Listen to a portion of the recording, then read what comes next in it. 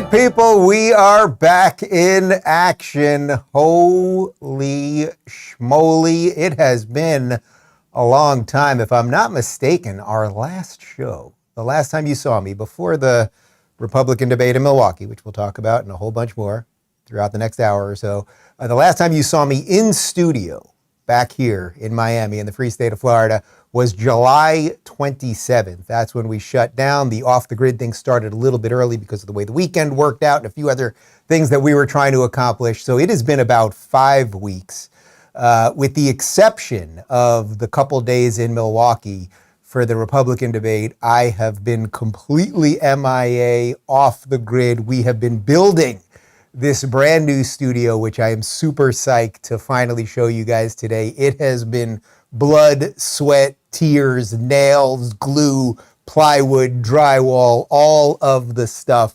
I really think what you're going to see over the next couple of weeks, what we have built here, is the primo studio on the internet. We're going to be debuting a couple new camera angles. You're going to see one new camera angle today, but we're going to have a couple others that you're going to be seeing over the next few weeks. We're not completely done with the studio. There's a few things because of Joe Biden's economy that are taking a little while to get delivered, things that should have been here weeks, if not months ago. So we are going to unleash all of that. But I'm just so proud, just looking at it in the camera here, I'm so proud of what we built here. It's just so freaking awesome. I want to thank Connor and Phoenix and Brock, who are in studio with me right now. These guys just busted their butts over the last couple weeks, and our contractors and architect and everyone we worked with. We're going to be adjusting something, so I have no doubt that those of you in the comments will be saying, okay, change this light, let's move this, that, this, the other thing. We will be doing things on the fly, but more importantly than any of that, I am incredibly excited to be back. Also note, there is a new camera angle. You are seeing a little more of my body and my hands, and you are now seeing the desk. People often said, Dave, we want to see more of you. I said, that's a totally different type of show, but we split the difference, and you'll see a little bit more of me right now. We've got some old stand-up tapes behind me over there, all kinds of interesting things.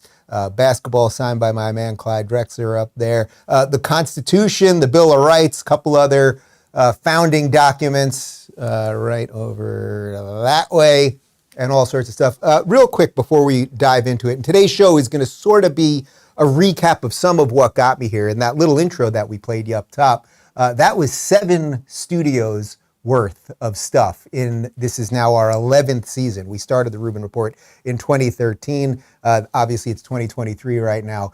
We have jumped through 7 studios. Real quick, for those of you that were playing along at home, and you can watch it again later. That first studio, of course, we started on the Young Turks. I was there for about a year. The second one, which you might have noticed, Ed Begley Jr., actor Ed Begley Jr. with me. That's the one people don't really remember. For about 2 or 3 months, right after I left the Young Turks, I was at a network called Riot, R-Y-O-T. They were a startup digital network. We were there for about 2 months. I could tell they were kind of going in a different direction, and I wasn't really thrilled with where things were headed. It was a lark. It was just like, let's just try this thing. And I really wanted to leave the Young Turks. I don't even think Riot exists anymore, but it was all good while we were there. That was studio number 2. From there, I went to Aura TV, and of course, that was Larry King's digital network. That's really where the show started taking off. That was that first show with Sam Harris, who we're going to talk a bit about coming up. Then after that, after Aura TV, the show really blew up, and I realized, I want to go independent. Like, why am I doing this for someone else? I want to do it for myself. That's when we bought our first house. We moved into what was the primo studio when the show full on exploded and became something way bigger than I could have ever anticipated. Our first garage studio in Sherman Oaks, California. From there, in the midst of COVID, we moved to another house in Florida because the riots were going by our doors, and I wasn't thrilled about that. So in any event, we moved there. And then what you've seen, and then of course we moved to Miami, and what we've been showing you for the last year, you were just looking at a digital screen. A lot of people didn't know that. It was just a digital screen behind me, a digital image on a screen behind me of our last set. When we moved into this house, there was a movie theater upstairs that was perfectly soundproofed. We were so freaking busy moving here and moving operations and everything else. And then life got crazy with 2 kids that we just didn't have time to build out the studio the way I wanted. So it took us about a year and a half, but here we are as of September 5th, 2023 in the brand spanking new studio. And just quickly though, before I get lost in all of that, on a personal note, this Off the Grid August thing, I think this year more than any other year was probably the most important to me for a couple reasons. First off, we have kids now who are doing great. By the way, Justin's starting to walk, Luke's starting to talk. Like it's all great. Getting away from the machine a little bit, really being able to focus on them. We did 10 days in a Mexican rainforest. No phones, no TV, no anything, just purging.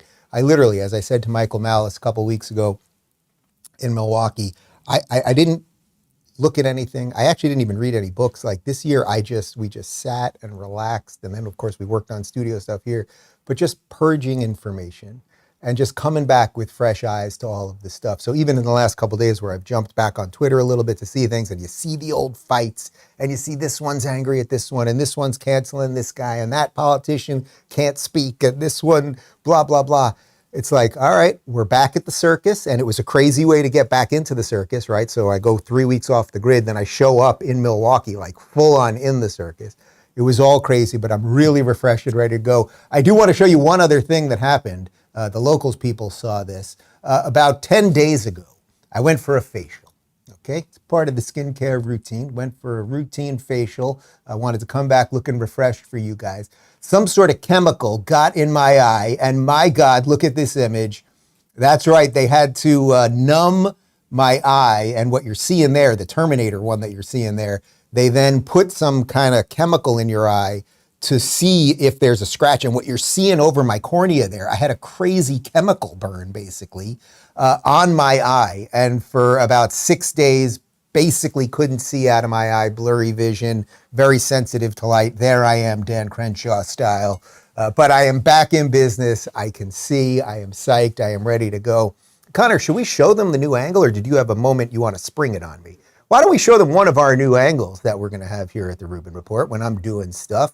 There's a new angle for you. Look at that. And sometimes we're going to put stuff, over here, and things will be happening. Look at that. Hey, is that beautiful or what? Look at those beautiful fluorescent lights. I am very, very excited. Okay, so what are we doing, guys? We are back at it. I said to Phoenix this morning, I want to ease a little bit back in, right? Like I don't want to just jump into, okay, here we go, politics, blah, blah, blah.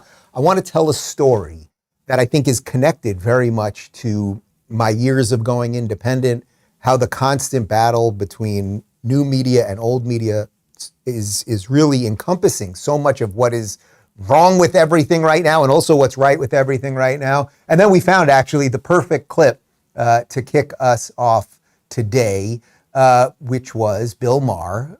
Yeah, I'm still going to talk about Bill Maher occasionally. He was on Joe Rogan's podcast, and Joe Rogan, little known podcaster, he's doing okay down there in Texas, talking about independence, the home studio, and why even a guy like Bill, a Hollywood guy, tons of money, an institution unto himself, why he now is even doing the home studio podcast thing. How are you enjoying doing your podcast? I love it, especially since I've been thrown out of work by the strike, so it's what I have left plus the touring.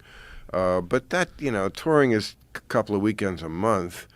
Podcasting doesn't take that much time either. I don't do it every day like you, but it's nice to have an outlet. It's also nice to be able to talk to people in a non-political way. Yeah, it's also nice to have a pretty completely open format so conversations can really air out. Right. When you don't have to worry about running out of time. And right. You also can kind of let them breathe a little, because sometimes you really want to let someone talk for a long time before you try to interject and pick apart their argument. You really want to, I want to know what you're really thinking.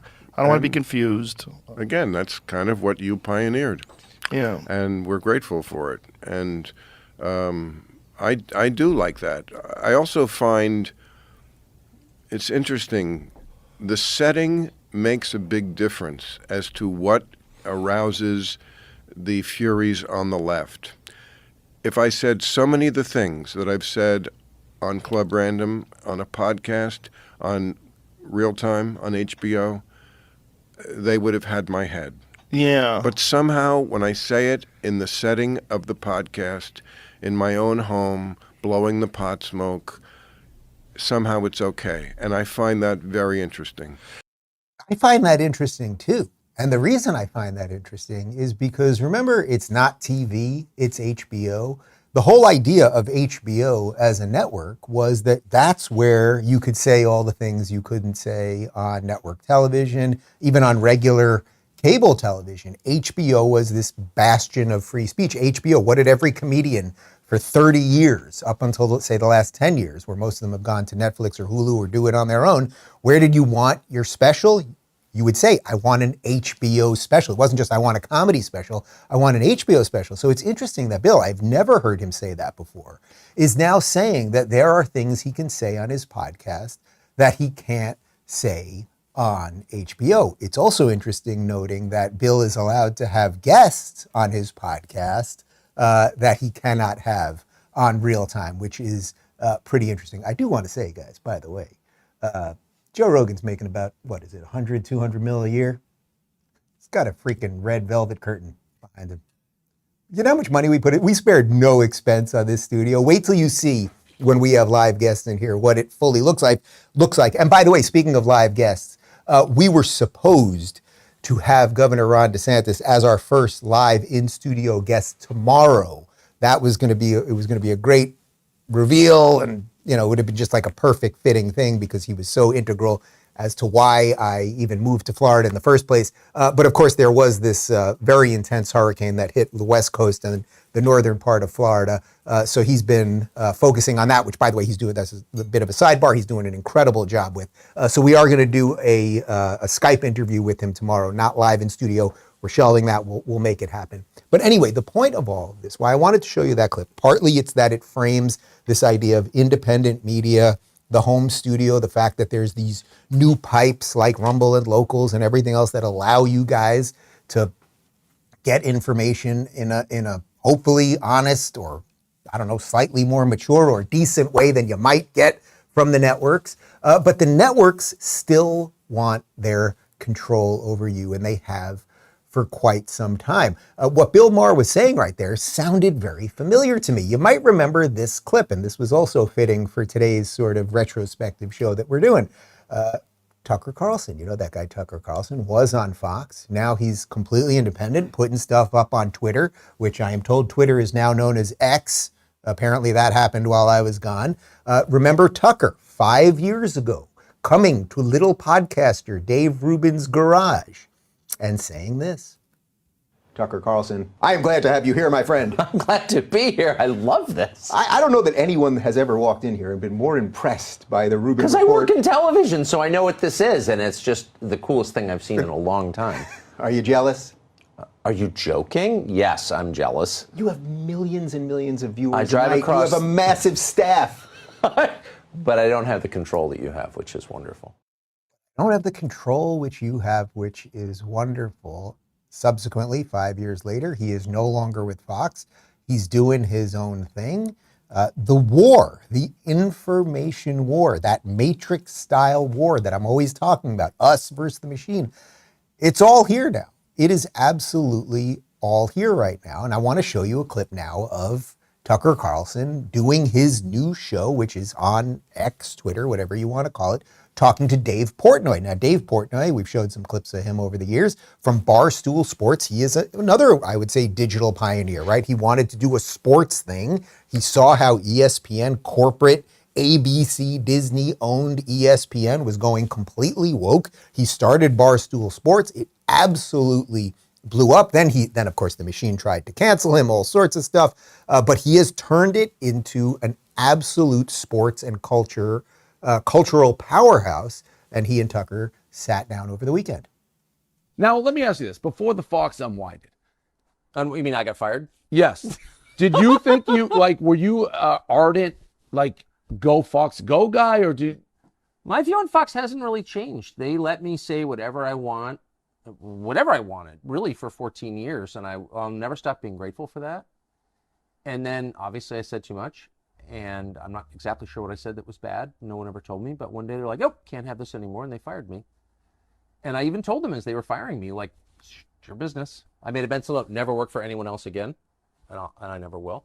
But I can't be mad about it. I mean, they were great to me. The Murdochs were always nice to me, and one day, for whatever reason, they'd had enough. So my feelings weren't hurt. I was not expecting it. So were you, like, for me, when I was with Penn, I knew there were things, it's like, oh, I can't go there. They've made that clear.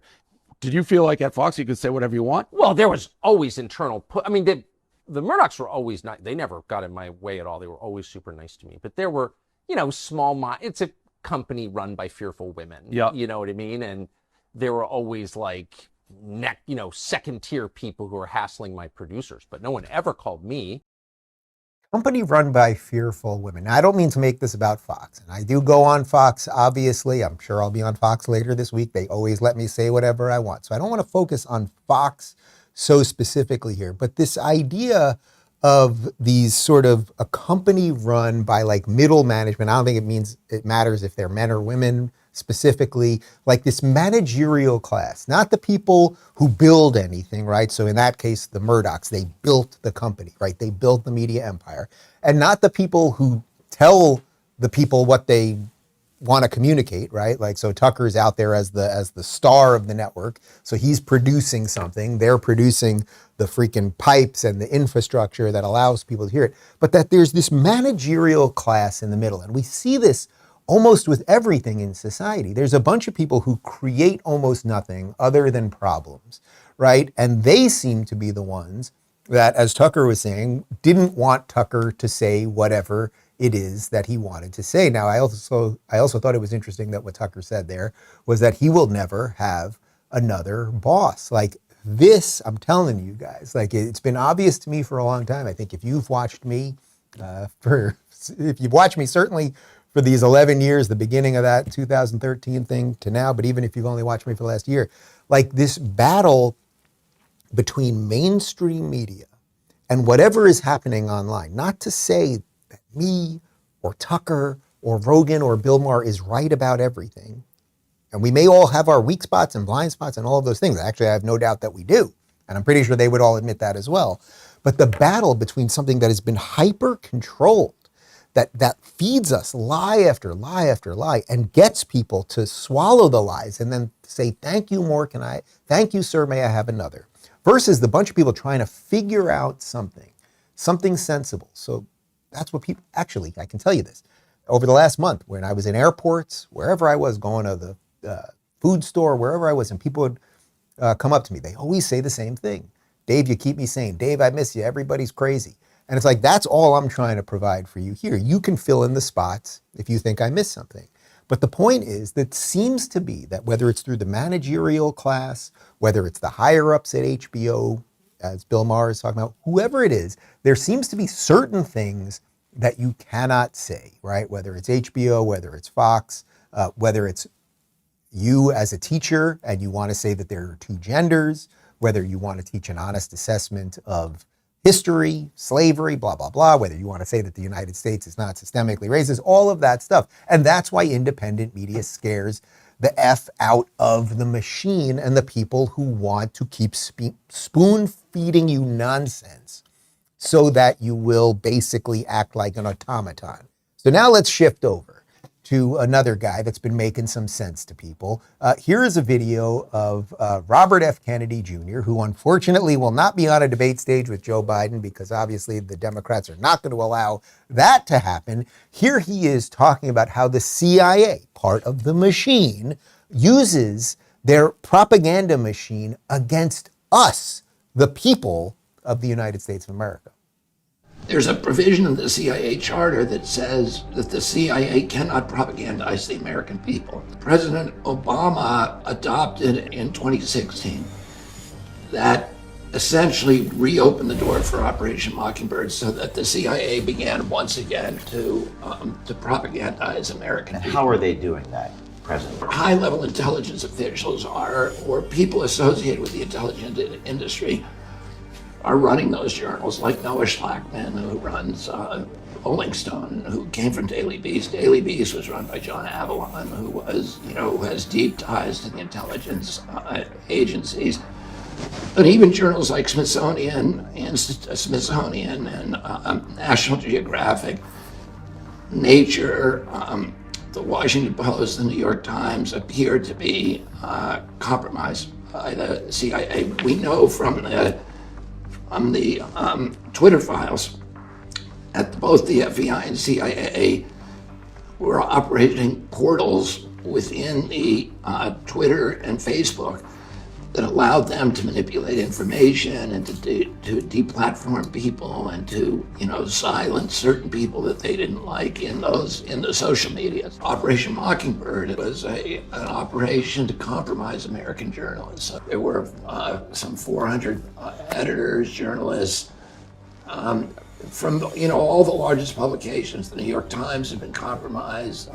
The Washington Post was basically... What do you mean by compromised for people who... Well, they were functioning, the high-level people at those journals were working for the agency or had, signed secrecy agreements with the CIA. And at CBS, ABC, NBC, after 75, when it all came out, during the Church Committee hearings, the CIA promised that it would no longer compromise American journalists. It continued the program to compromise journalists all over the world, and today the CIA is the biggest funder of journalism in the world.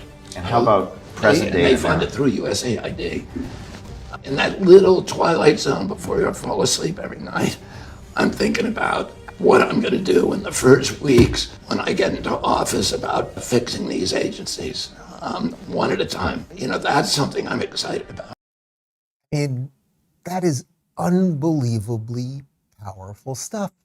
And it's kind of like, oh, let's look behind the curtain. Ugh, don't want to see that. Better put the curtain back, because you don't want to think that your government, in essence, the three-letter agencies, have been weaponized against you.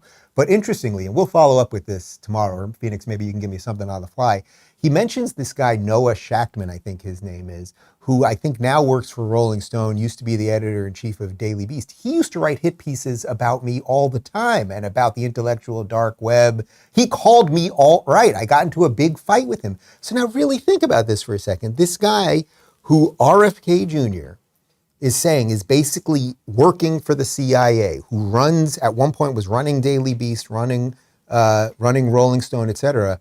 He was running around calling a whole bunch of people, Jordan Peterson, Ben Shapiro, et cetera, et cetera. I don't mean to make this about me, but you see it, right? Like you can see the thing that they have, the prism that they have put in front of everyone's faces, so everyone cannot get an honest estimation of what is true anymore. It is absolutely insane. And the question really is, for how long will they, and when I say they, in this case, I mean not only the three-letter agencies, but Google and YouTube and Facebook and everything else, how long is it that they will allow people to have these conversations on YouTube and elsewhere? I mean, that literally, quite literally, is the purpose of Rumble, and I'm glad to see that Elon is opening up Twitter in a new way. But these on-camera propagandists, these people, some of them are sort of behind the scenes. They're the editors-in-chiefs of Rolling Stone and Daily Beast and Daily Cause and all of these things that no one knows. No one feels like they ever click it, but everyone kind of knows about it and they write mean things about people. Who are the ones that we see up front all the time? Well, they're out there all the time. They're the late night TV show hosts. Now, they used to be a bunch of really cool people. Jack Parr, a little before my time, but I've watched some of the old clips, like actually funny and interesting and relevant. Johnny Carson, who you know, probably my greatest comedy hero. But now we've got guys that are just completely sold out to the machine, like Jimmy Kimmel, like Stephen Colbert, like the rest of those guys. So as you may know, right now there is a writer's strike in Hollywood. And these people, they're not funny when they have a team of 20 writers, but you take away the team of 20 writers and they're deeply unfunny. So what are they doing while none of their shows are on right now? Because they can't just do what a lot of the rest of us do, which is just get up here, have a couple people in studio with them and just tell you what they think. God forbid they do that. Well, they're all starting a podcast. And here, the Big Five, I guess that's what they are. The Big Five late night show hosts are starting a podcast. It's called Strike Force 5. And here's a portion of it. Jimmy. Yeah. Hi, I'm Jimmy Fallon. I'm Stephen Colbert. I'm Jimmy Kimmel. I thought when you said Jimmy, you meant me, Jimmy, but you meant Jimmy. I always mean you. But when you I say always Seth, mean Seth Meyers, who do you mean? I mean John Oliver. It's the five of us together for maybe an hour a day. Strike Force 5 is the name of our podcast. Subscribe to it now. Spotify or wherever else you get your podcasts. But Spotify, you Can you put the other camera angle on? Can you imagine anything worse than that? I can't. That is absolutely terrible. First off, the fact that these people, you know how much money these guys have? You know, I put a couple $100,000 into the studio. I'm telling you, we spared no expense, and I will do anything else that we have to make this the most beautiful, perfect show we can possibly bring to you. And mostly I want to thank all of you that support me to do this, especially those of you in locals that keep us independent and allow us to do all of this stuff.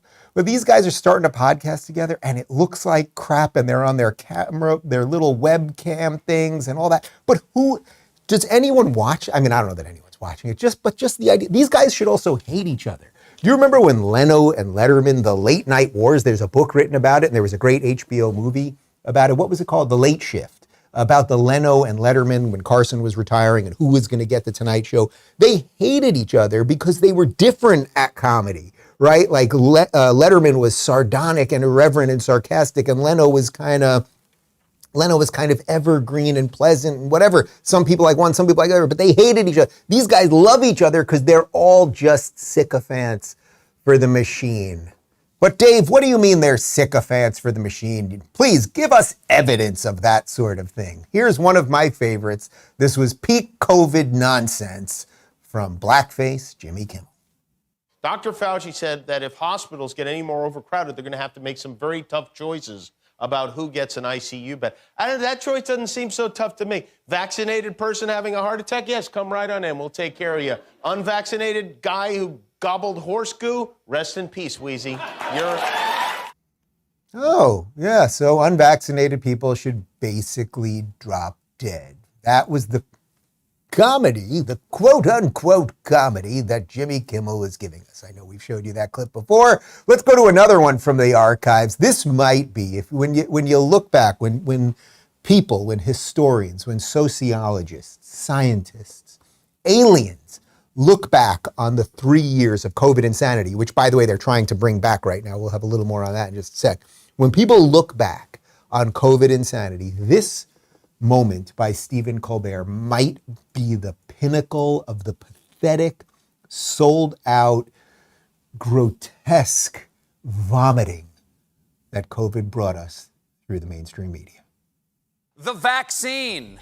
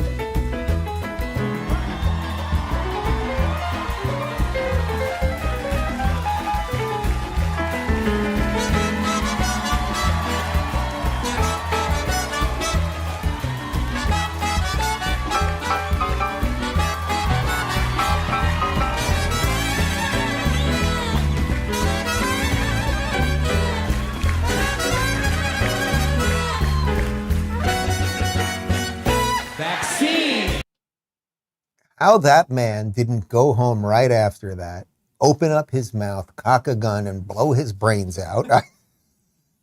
We're back, baby. I have no idea. I honestly have no idea. But link that. Think about that right there. You have this guy who makes out, can we check how much Colbert makes a year? Let's say he makes $10 or $15 million a year. So a giant corporation pays him $10 or $15 million a year to do comedy. But what he really is doing is activist work for the machine, for the Democrat Party, for Big Pharma, everything else. Wow, $15 million a year. Jesus, I'm in the wrong line of work. Anyway, he does that. Now let's connect that to where we started. where you have Bill Maher saying, there's certain things on HBO I can't say, so I do a podcast. There's Joe Rogan basically saying that's why I do this podcast. There's Tucker going, well, Fox never told me what I couldn't say, but I kind of could figure out what I couldn't say. And then you see what the machine is, right? And what is the machine? Well, it is something that constantly wants to lie to you so it can inject you with all sorts of stuff and lie to you and lock you down. You all know that already, of course. But here's Rachel Maddow in case you forgot. It means that instead of the vaccine being able, instead of the virus being able to hop from person to person to person to person, spreading and spreading, sickening some of them, but not all of them. And the ones that it doesn't sicken don't know they have it. And then they give it to even more people because they didn't recognize they were, right? Instead of the virus being able to hop from person to person to person, potentially mutating and becoming more virulent and drug resistant along the way, now we know that the vaccines work well enough that the virus stops with every vaccinated person. A vaccinated person gets exposed to the virus. The virus does not infect them. The virus cannot then use that person to go anywhere else. It cannot use a vaccinated person as a host to go get more people. That means the vaccines will get us to the end of this. Okay, so what's interesting about that clip, and the reason I've shown it to you probably 10 or 15 times over the last 2 years, is because I think you have to think about it this way. The cynical version of that would be that she's a liar, right? That she knew she was lying, and she's also an actress in the way she says everything so assuredly and all of that stuff. The cynical version is she's just a liar, and she does it for whatever reason. The less cynical version, I think, is probably the more true reason, which is that she's doing exactly what she's paid to do, which is just repeat the regime talking points, right? She had no idea, right? There was no way at that point, that early on. What was the date on that? That was like September of 21, if I'm not mistaken. Sorry, that was April of 21. There was simply no way. There wasn't enough data. There wasn't enough time that had gone by or anything else to know that this was going to be the perfect vaccine of all time and all of that stuff. But she sold it for you because she is a servant of the machine. Of course, the servants of the machine also include the President of the United States. You might remember this one from, I believe this was June of 21. The various shots that people are getting now cover that. You're okay. You're not going to get COVID if you have these vaccinations. Yeah. Oh, I missed that guy. Well, Joe, you're not going to believe this because I know they don't let you hold your own phone, but according to the tweeter, breaking, Jill Biden, Dr. Jill Biden, she has COVID. Yeah, she got it today. Brock did a little double checking for me on this one. Dr. Jill Biden, Dr. Jill, she's double vaxxed and double boosted, and she has COVID. Now, is she going to have to hide and quarantine and stay away from 80-plus-year-old Joe Biden and got all of the usual nonsense? They lied about everything. Speaking of liars, here's a little Anthony Fauci recap. On vaccines, do you think that we will need booster shots this year? Do you think that is something on the distant horizon, or do you think that's something we should be thinking about in 2021? I don't know, to be quite honest with you, Rachel, I don't know. I believe that sooner or later we will need a booster because the immunity might wane and start to trickle down. But I don't know right now, none of us know, whether it's going to be a year from now or longer or a little bit less. I have to tell you, perhaps the most pleasant thing about being off the grid was just like not hearing his voice. Like it wasn't just, I didn't hear about Trump. I didn't hear anything from Biden, but just like not hearing Fauci. The reason I'm doing sort of a recap of everything is I'm really trying to drive home what I think will be, especially as we roll into this next big election, the theme of the show going forward, which is there will be a set of people trying to do something roughly true, and then there will be a set of people that will lie. And you are all going to be disappointed in friends and family members who will want more of the lies. People who will be on the fence that you're like, oh, maybe after all these years they kind of get it. Or why do they keep getting COVID after all the booster shots? And Jill Biden, twice vaxxed, twice boosted, she's got COVID. Maybe I should think about this stuff a little bit differently. And still a huge percentage of people will fail you when they bring back masks, which they're trying to do, when they push more vaxes, when they lock down, whatever it is that they're trying to do. You are going to be sorely disappointed, not just in the corporate people who will be pushing it based on no evidence or anything else, but on your friends and your family and those of us who are, again, roughly sane, who are ballparking towards the truth. We better kind of come together because it is going to get wacky in the next year and a half leading up to this big election. One more on Fauci, because the thing with Fauci is that the fact that he is still now in September of 23, that he is still now on television, that he hasn't been shamed into oblivion, that he still shows up and that they don't mock him relentlessly, well, they often do, is just incredible. Here he is, this is 2 days ago, I believe, on CNN with Michael Smerconish talking about mask efficacy. Watch this. I would hope that if in fact we get to the point where the volume of cases is such and organizations like the CDC recommend, CDC doesn't mandate anything, I mean recommends that people wear masks, I would hope that they abide by the recommendation and take into account the risk to themselves and to their families. And again, we're not talking about forcing anybody to do anything. Totally understood. There is a perception out there by many, how many I don't know, that they don't work and that the data concludes that they didn't work in the first go round. Respond to that on masks. Yeah, well, that's not so. The most rigorous and comprehensive analysis of scientific studies conducted on the efficacy of masks for reducing the spread of respiratory illness, including COVID-19, was published last month. Its conclusions, said Tom Jefferson, the Oxford epidemiologist who is the lead author, were unambiguous. There is just no evidence that masks, make any difference, he told the journalist Mayan Damasi, full stop.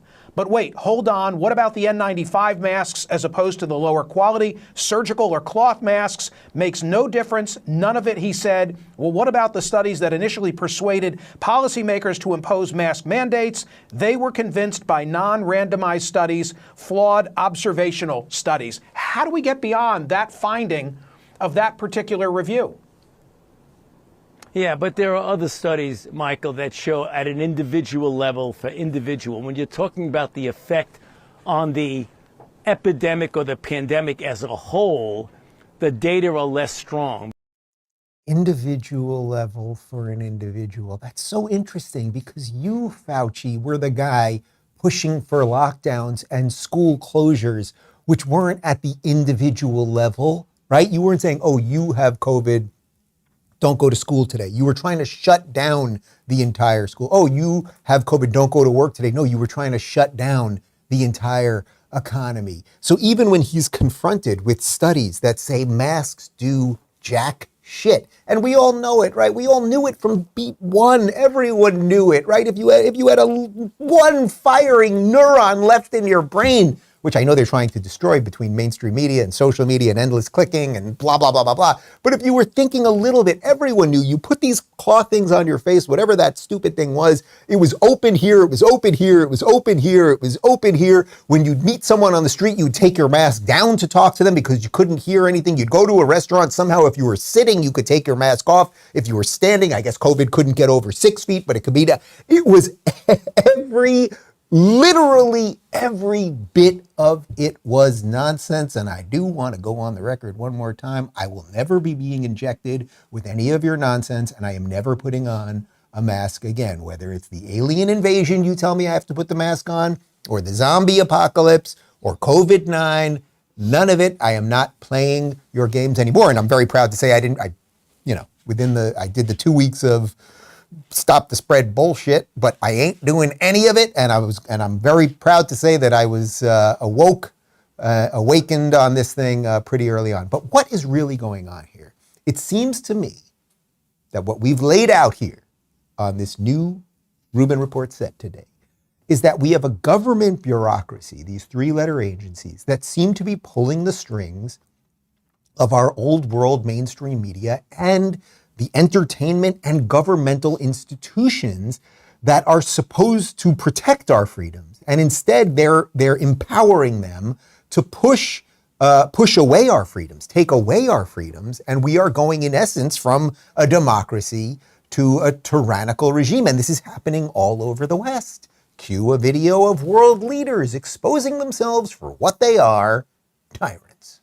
Individuals are allowed to make their own choices. There may be all sorts of different reasons why someone is hesitant to get vaccinated. And therefore, while not forcing anyone to get vaccinated, enforcement measures in place will make sure that everyone is vaccinated. People to have their jobs, to keep their jobs, were forced to have the vaccination. Now, do you retract your statement that they were not forced?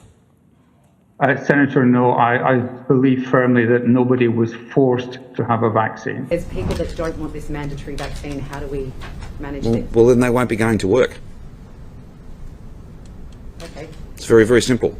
I believe everybody was offered an opportunity to get a vaccine or not get a vaccine. I don't believe that anybody was forced to take a vaccine. We have said no, you must get vaccinated. In terms of the vaccine mandates, I acknowledge that it was a challenging time for people, but they ultimately made their own choices. A vaccine mandate is being expanded to around 40% of all workers. You basically set the two different classes of people. If you're vaccinated or if you're unvaccinated, you have all these rights. If you are vaccinated... That is what it is, so yep. Hospitality, hairdressers and gyms can operate at all levels if they ask customers for a vaccine certificate. There was no compulsory vaccination. People made their own choices. And so it follows that if customers must be vaccinated, then so too must the workers. I want to be clear, guys. We're going to have a compulsory non-vaccination policy here at the Rubin Report. When they come back, when they bring back COVID, and you know it's coming right before the election. I'll talk to the camera. It's coming right before the election. They're going to bring it. And again, it's going to be alien apocalypse, climate, whatever the hell they're coming up with. And they're coming up with it because people keep falling for this BS, right? That's how it is. But I just want to be clear to the people in this studio. If you are vaccinated, you are fired. I am not going to have your freakish blood anywhere near me. That's the way we're doing it, okay? I'm not risking it. I've got kids now. I can't have you weirdos near me. But why am I doing this, right? Why on my comeback show am I focusing on COVID and the lies and all of that? Because it is still happening, people. I saw this one this morning, and I was like, because remember, even though I've been somewhat back on the grid for the last 10 days, we've mostly been fixing up the studio and everything else. I was checking the news a little bit, but I really just officially dove back in this morning, a little bit yesterday and then this morning. I saw this tweet by Jay Bhattacharya. Now, you guys know Jay Bhattacharya. I've had him on the show several times. He is a scientist and professor at Stanford University. He was one of the original people doing it right on COVID from beat one. He is now advising Governor DeSantis here in Florida when it comes to pandemics and things of that nature. Check this out. What's happening over at Michigan University, right? University of Michigan. At the University of Michigan, students testing COVID positive must leave their dorms for 5 days and live in the community. A hotel room or a relative's house is okay.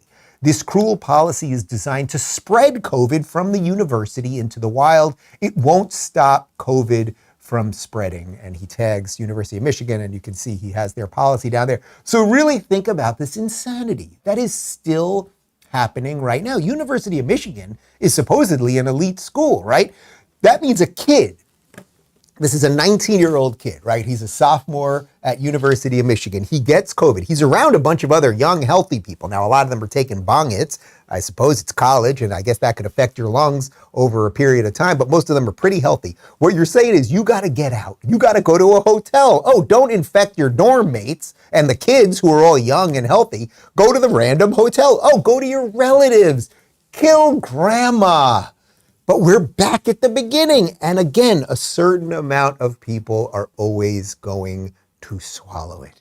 So guys, you got to just remember, as we move forward through the madness, it's not just the mainstream media or the late night TV show hosts that are increasingly becoming irrelevant, or the government.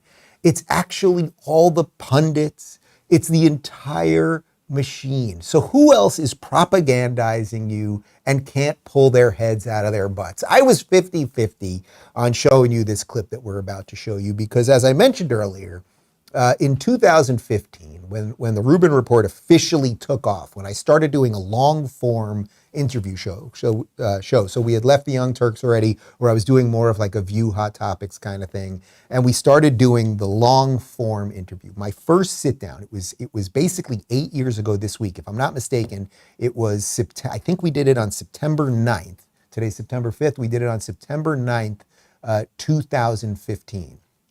It was with Sam Harris, a neuroscientist and a mindful meditation expert, I guess you could say, Sam Harris, and he had been an outspoken critic of religion. He was part of the New Atheists, all this, and he was getting involved in politics. He was also very critical of collectivism and a lot of the stuff that was wrong with the left. And okay, that was the first interview that I did. Over the last couple of years, Sam has sort of, we've watched the New Atheist movement fall apart. Sam really kind of went crazy with Trump derangement syndrome.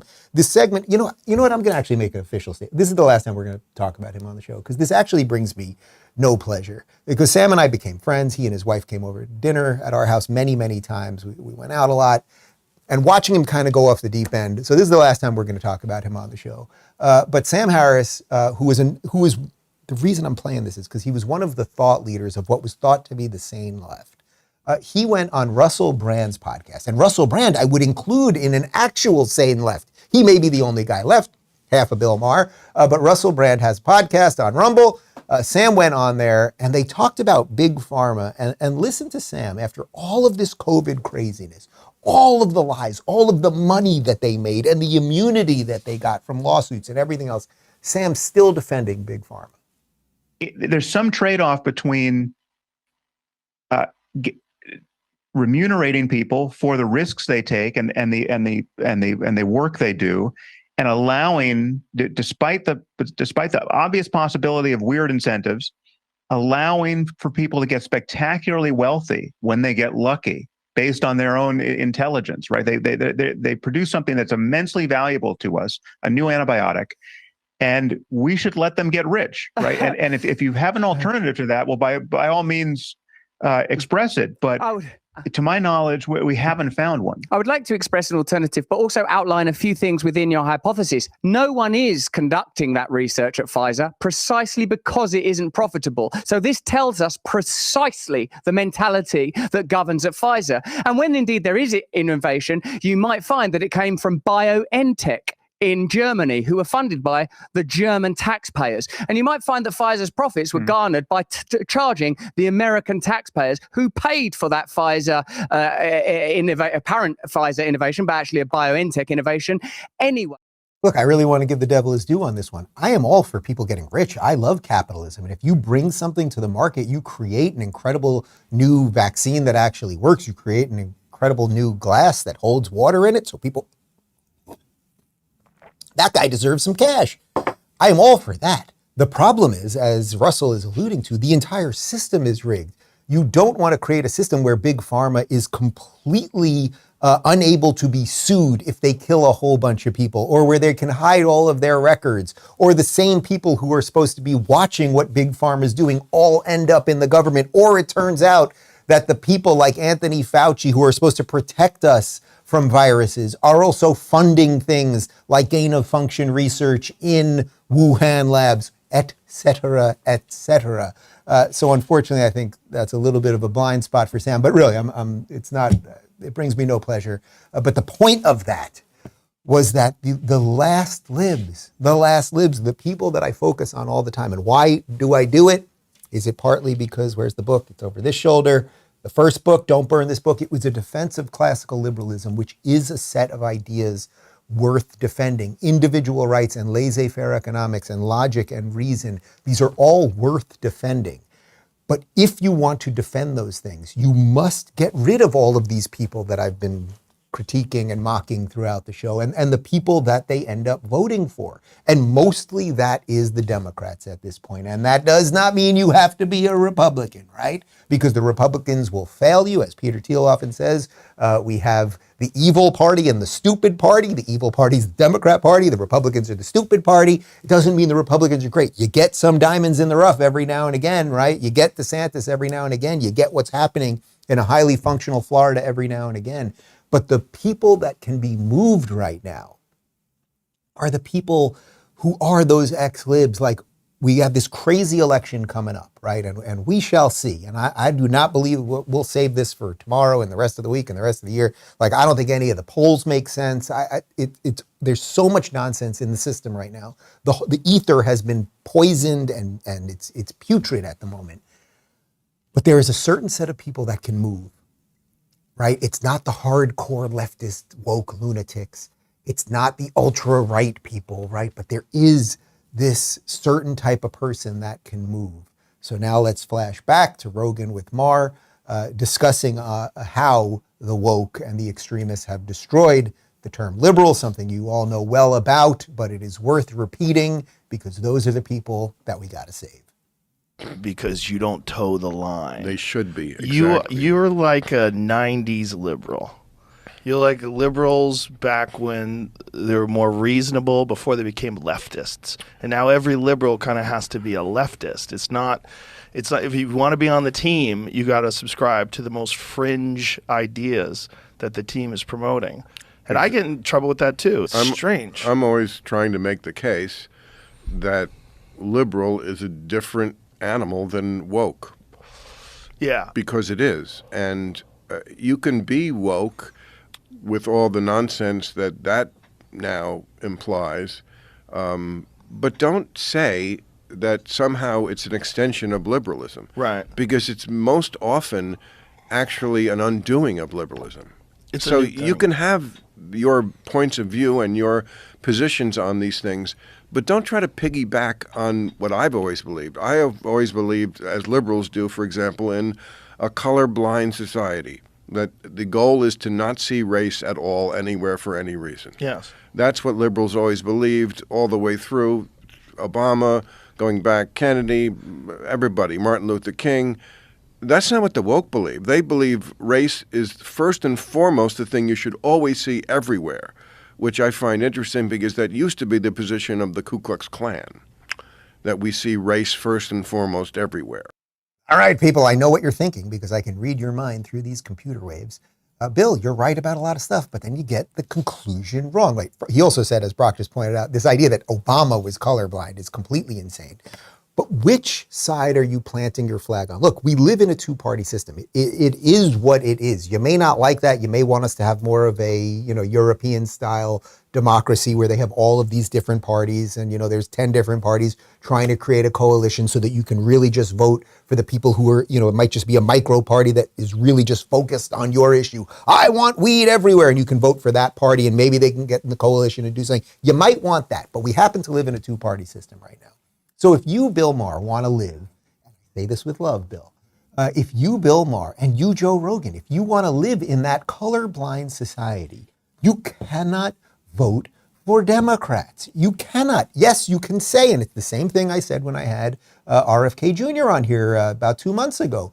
It's like you're still sort of thinking of the Democrats of yesteryear as if they're the Democrats of today. So I get it. You can name a lot of old Democrats. I can name a whole bunch of dead Democrats who made a lot of sense years ago, but Joe, we're not in the 90s anymore. So Joe, if I'm not mistaken, doesn't vote. I could be wrong on this. I'd be happy to be corrected if I am. But he, I guess, didn't have the balls, or he can talk about politics all day long, but didn't vote. I actually don't even mean that as an attack on him. What I'm saying is now get to the conclusion. You got to damn well vote for Trump or DeSantis or whoever it's going to be on the Republican side if we have any chance to get out of this, right? And Bill, you can't, the day before the midterms like you did just about 10 months ago, you can't say you have to vote Democrat if you want to save democracy, all the while the house is burning and we got bigger problems. That, in essence, is what I said to Bill Maher 1 year ago this very week. First of all, you got to break up with your boyfriend, Donald Trump. Who would you say is more authentic, him or Joe Biden? Him. Who's more authentic, him or Elizabeth Warren? But authentic doesn't mean good. No, if you're I can see authentically that. a crazy person. Pretty good when he was president. What was pretty good? We weren't in a recession. The border was a little bit better. We didn't have a crazy war in Ukraine. He hasn't conceded the election. For 4 years when he was president, Hillary Clinton, he's an illegitimate president. Stacey She didn't say that. Yes, she did. I met him and I kind of was like, all right, he's not evil. He's not Hitler and he's certainly not a homophobe. They used to have these Trump rallies on Sundays. They didn't burn down Rodeo Drive like Black Lives Matter. And I'm telling you, you could have walked in that audience, yes, with a certain amount of people have been like, fuck Bill Maher. And but you know what? A lot of people would have been there like, you know what? Bill Maher's here. That's pretty cool. Think how different that would be than if you went to an AOC rally where you would be hated beyond imagination. You're right. It's just true. It's all, just true. They're the left are more purists. Yeah. So look, I don't like sides. Everyone wants to evolve out of, oh, you're blue, you're red, you're a Republican, you're a Democrat, you're this, you're that, liberal, conservative, blah. But within this fight that we are in, we have a limited set of choices. And I think, especially within the framework of an upcoming election, we got to do our damnedest, guys, to wake up the people who watch Rachel Maddow. Does she still have a show? What happened to her? They booted her, right? I don't even know if she does, or she's iconic. The point is, we have to wake up those people. We have to wake up the NPCs, the people who still want to swallow the lies, the people who will comply and put on the mask when they tell them, the people who won't go to work when they tell them they won't, the people who will swallow the lies that they absolutely know to be untrue. Oh, they didn't lock us down? They said they didn't lock us down. They said they didn't force us to be vaccinated, but a certain set of people will continue to do it. And it is our job, and it is my job in this new studio where you can see me now with the desk. I'm gonna do a little of that. Let it breathe, man. It is my job and your job as a sane person to wake up as many people as possible. I don't know if you can tell, but I am feeling rejuvenated and reinvigorated, and I am ready to roll. I know today's show is a bit of sort of the greatest hits in terms of the theme of what we do here. Obviously, that's not what we're going to be doing every day going forward. We're going to be diving back into all of the madness. And I promise you, to all of the people that say hello to me at Whole Foods and at the airport, I will continue to try to keep you sane because that's the exchange, right? For those of you that have afforded me, and I really mean this to the people on Locals, that for the people that throw in a couple bucks so that we can stay independent for all of the reasons that I just laid out over this last 57 minutes, the exchanges for a couple bucks a month or whatever it is that you throw in, that the favor I can give back to you is that I can communicate some of this so we can wake up some more people, and then, man, maybe we can get that to scale and we can save this thing. I actually think we can. I should note that we only played one very minor clip, about 7 seconds, of the elderly man pretending to be President Joe Biden on the show today. So we're going to cold close it with him. We are going to do a post-game show, as we always do, at rubinreport.locals.com in about 30 seconds. I thank you for watching. Let's go to that side shot one more time. You're good people. Thank you for watching the program. We'll be back tomorrow.